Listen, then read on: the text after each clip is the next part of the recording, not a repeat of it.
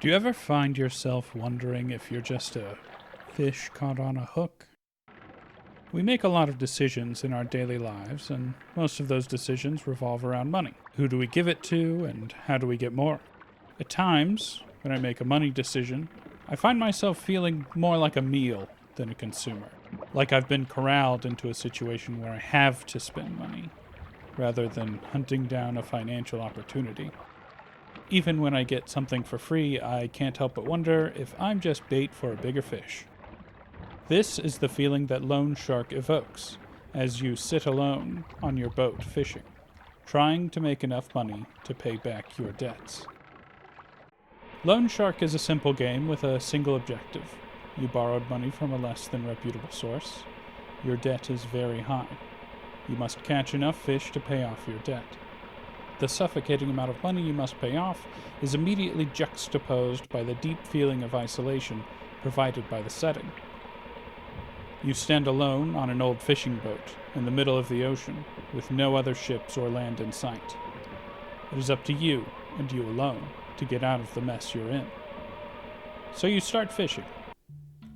You have no trouble catching fish and reeling them in, but what little cash they provide hardly puts a dent in the debt you're drowning in. Yet you must continue, if you are to ever pay it off.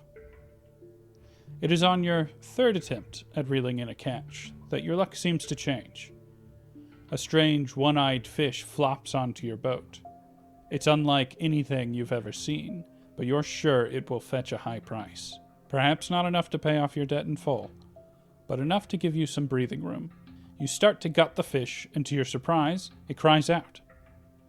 This is no ordinary carp. This is Cagliuso. He is a magic fish, and he claims to be able to help you. In exchange for sparing his life, he can help you make real progress on your payments. You spare him, and he gives you something very special. An eye.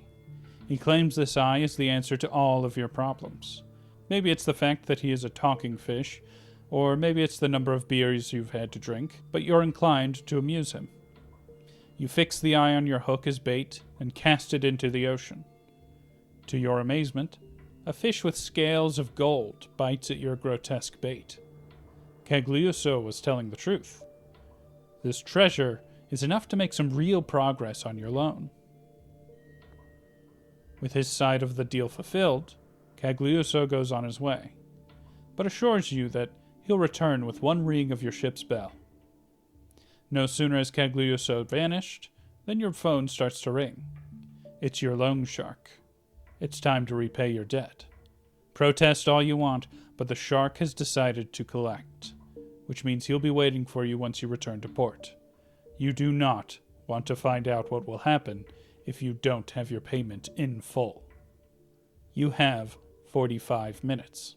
The sound of your loan shark hanging up turns your blood to ice. It won't matter how many fish you catch, there is no way to make enough money to pay off your debt tonight and make it back to port in time. So you do the only thing you can. Call on your friend Cagliuso. Cagliuso appears the instant you ring the bell. He's happy to help, but he'll have to charge you this time. Nothing major, just a bottle of beer, a pittance compared to the riches to be had. You might miss it, but at the end of the day, a single beer is no sweat off your back, especially when the alternative is going back to port empty-handed. So you feed the magic fish a bottle of beer, and once again hang his eye on your hook. But this time when you cast the macabre bait into the water, something feels different. You can't quite put your finger on what is bothering you now, but something has put your hackles up. Maybe it's just the fresh sense of urgency brought on by your new deadline. Whatever the reason, something feels wrong about using the eye this time. Something that enhances the feeling of being lost and alone on the open sea. The eye still works. You catch enough fish to pay your debt, and return the eye to Cagliuso. Relieved, you start to return to port. But just as you're about to start the engine, the phone rings again. You can probably guess that it is your loan shark, and he does not have good news. He is doubling what you owe, and it is all due tonight. There are no words to describe what you're feeling now other than pure terror. In half an hour, you'll be dead, unless you can come up with another miracle. you have no choice but to call on Cagliuso once again. This time, Cagliuso is less sympathetic. He berates you for your poor business decisions. Part of you agrees with his harsh words. A smart businessman would never have found himself in this situation, right? Fortunately, Cagliuso is still willing to help you, in spite of your poor business acumen. In fact, he's got the deal of a lifetime for you. Cagliuso is willing to sell you his magic eye. With it, you will be set for life, pulling golden fish out of the ocean with ease. However, he asks a steep price. Eye for an eye. In the end, you don't have a choice.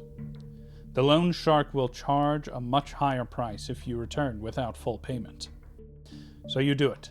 You gouge out your own eye with the same knife that almost gutted Cagliuso. Cagliuso hands over his magic eye and wears yours as he watches you fish, a grotesque reminder of how your choices landed you in this situation. This time, as you fish, that wrong feeling is more prevalent than ever. You can finally put into words how it feels like you're standing in the maw of some giant monster, waiting for it to suddenly snap its jaws closed. That moment doesn't come. You fish up what you need to cover your debt, and Cagliuso leaves you to return to port. You survived the night. You can go back home, pay your debts, and keep on fishing. A sense of victory begins to set in as you start the boat engine. But the instant you turn the key, it is replaced by pure dread. The loan shark gave you a deadline that arrives in about 20 minutes. But it's going to take twice that time to get back to shore. This time, you don't hesitate to ring the bell and call in Cagliuso. The piranha comes as always, but this time he has nothing but vitriol for you. He toys with you, insisting on monologuing at you as time ticks ever closer to your demise. He gloats and makes you humiliate yourself as he contemplates the precise cost of your blunder. He offers to send the gold straight to your loan shark with a flap of his twisted little fin, and in return, he wants your boat. Even though your life is on the line, this deal gives you pause. The boat is what you've been suffering for. You wanted freedom, the chance to be the captain of your own ship and set your own course. Without the boat, what was the point of all this? Then again, it's the boat or your life, so there really isn't any other option. You agree. Cagliuso whisks the gold away, and your loan shark calls to confirm he's received the payment. You are officially debt-free. As the ship sails back to shore, you start to think that maybe this was all for the best. You clearly are not cut out for a life at sea, and maybe it's best to consider a career change. Then, the boat stops with a lurch, and Cagliuso appears. He has no intention of letting you return home on his boat. He is collecting your payment here and now. You can beg and plead all you want, but Cagliuso won't listen. You were always just a fish on a hook to him. And now, it's time for the gutting.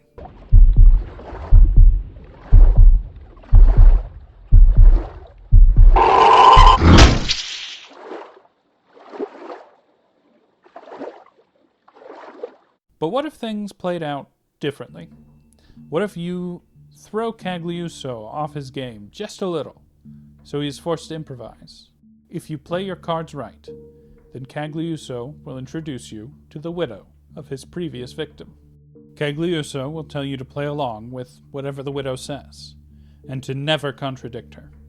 If you follow his instructions, then you'll be berated by the widow and find yourself back on track to being fish food.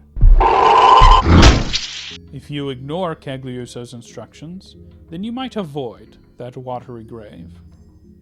Listen to the widow's tale and bear witness to her tragic end. If you show this fellow victim of Cagliuso some kindness, then she will offer you a way out. Just when you think you're doomed once again to be gobbled up by the loan shark, your phone will ring. This time, it's the captain. He mentions that someone told him you are a kind soul, and he is interested in meeting such a person. If you follow his instructions, then you can meet him eye to eye.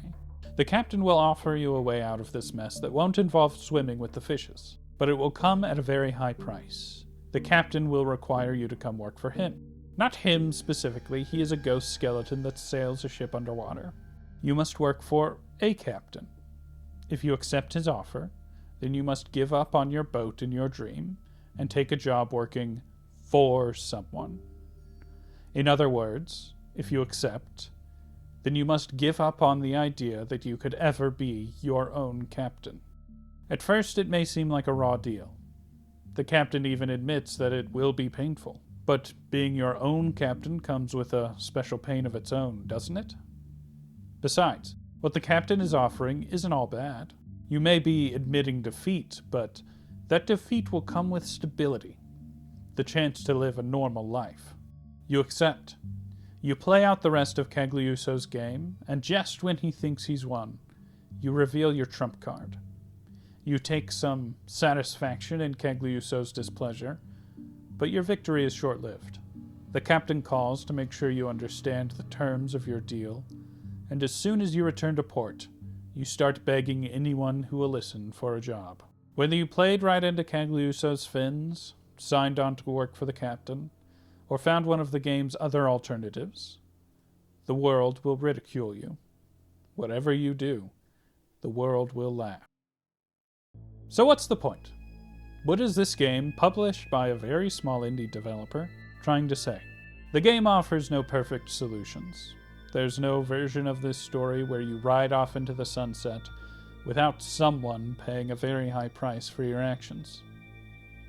At best, you give up on your dream, and at worst, you sink to the bottom of the ocean. Maybe it's because I'm sitting here writing this in hopes of one day captaining my own ship, but I don't think the game is trying to tell us that we should give up on our dreams and go work for the man. I can't imagine why someone who is actively publishing their own games would believe that. But they are trying to say something. Cagliuso himself calls this a fairy tale. The game's store page calls it a cautionary tale. So this is a Grimm's fairy tale, a scary story intended to be a warning. I don't think the warning is as simple as not trusting loan sharks, although that is sound advice. I think the lesson to be learned here comes from something Cagliuso says over and over again. Private property is sacred. Cagliuso means this literally, of course. He's preying on the fisherman's fears. He's enforcing the idea that a person needs to own things to have value. He wants the fisherman to feel like he needs to give up everything to hold on to his boat so that he's easier to manipulate. But Cagliuso has a point. Let me be clear. I do not believe that owning physical property in any way makes you a better or more valuable person in society. However, I do believe that there are things we own that we should treat as sacred. As someone who creates things and aspires to create things for a living, I am very aware that I really only own two things: my time and my dreams. Time is something people are used to treating as its own form of currency. We are constantly bartering with our time and trading it with jobs, people, and responsibilities. Dreams, on the other hand, are something special. As long as a dream stays in my head, it's entirely my own. It's my property. But the moment I start writing it down and spending time on it, it becomes something that can be purchased. It's that moment, when a dream gets a price tag, that Loan Shark is offering a warning for. When a dream gets a price tag, it becomes something that can be shared with other people. And I think Loan Shark is warning us to be careful who we share it with, including ourselves. We can borrow money from other people to help bring our dream to life, but when we do, those people get to call it their own. So we better make sure that we get and give what it's worth, or we risk trying to sail the sea with an unreliable ship. We can give up parts of ourselves to make our dream happen, but what's the point if we give up so much we can't enjoy the fruits of our labor? We should always be aware that our choices affect those closest to us as well, and be careful not to allow them to pay our price for us. Along the way, there will always be people who think what we're doing is foolish. Although there is nothing wrong with a quiet life, we shouldn't let anyone convince us that it is any better than what our dream might afford us. However, we shouldn't let ourselves be convinced that the path we take is any better than that quiet life. These are just a few of the lessons I learned from this game. As someone who, right now, as he writes this script, is writing checks that his health and time might not be able to cash, I need to hear them. There's more to find and interpret here. The fun of games like this comes from wandering down branches of the dialogue tree just to see what happens.